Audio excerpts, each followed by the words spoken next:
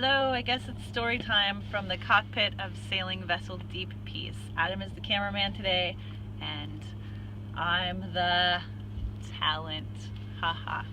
So they say if you want to be a writer, you should write, and if you want to be a dancer, you should dance, and if you want to be a filmmaker, you should make films. Well, what I most want to be today is a good daughter to my mom, who's in the hospital in Denver recovering from heart surgery, and I want to be a good sister and a good auntie and a good grandmother and a good mom.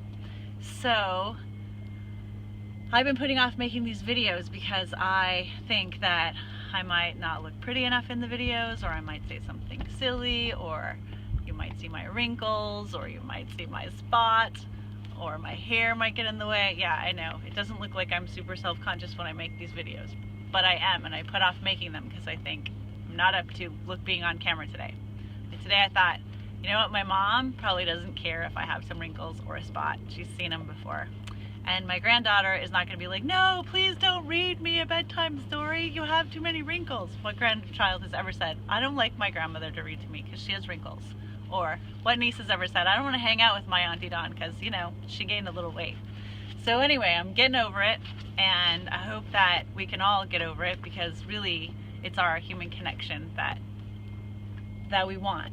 And so I'm going to start by reading this book, this story from Trigger Warning. This is a book of short stories from Neil Gaiman, and the story is called The Sleeper and the Spindle.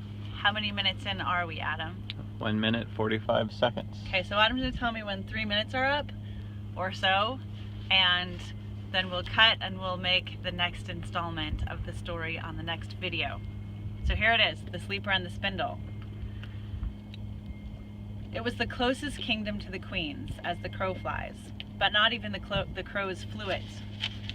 The high mountain range that served as the border between the two kingdoms discouraged crows as much as it discouraged people, and it was considered unpassable. More than one enterprising merchant on each side of the mountains had commissioned folk to hunt for the mountain pass that would, if it were there, have made a rich man or woman of anyone who controlled it. The silks of Doramar could have been in Cancellaire in weeks and months instead of years. But there was no such pass to be found, and so, although the two kingdoms shared a common border, nobody crossed from one kingdom to the next. Even the dwarfs, who were tough and hardy and composed of magic as much as of flesh and blood, could not go over the mountain range. This was not a problem for the dwarves. They did not go over the mountain range. They went under it. 3 dwarves traveling as swiftly as one through the dark paths between the mountains. Hurry, hurry, said the dwarf in the rear. We have to buy her the finest silken cloth in Doramar. If we do not hurry, perhaps it will be sold, and we will be forced to buy her the second finest cloth. We know, said the dwarf in the front, and we shall buy her a case to carry the cloth back in, so it will remain perfectly clean and untouched by dust. The dwarf in the middle said nothing. He was holding his stone tightly, not dropping it or losing it, and was concentrating on nothing else but this. The stone was a ruby, rough-hewn from the rock, and it was the size of a hen's egg.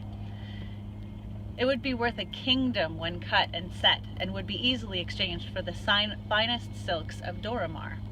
It would not have occurred to the dwarves to give the young queen anything they had dug themselves from beneath the earth. That would have been too easy, too routine. It's the distance that makes a gift magical, so the dwarves believed. We're going to leave it there, and the next video will pick up right there. And I just want to say to you, Jasmine, granddaughter, that this story is more interesting to me because my mom's mom is named Ruby. I don't know if she was named after a precious stone like the dwarves are carrying under the mountain, but she was named Ruby, and she is your great-great-grandmother. All right, see you in the next video.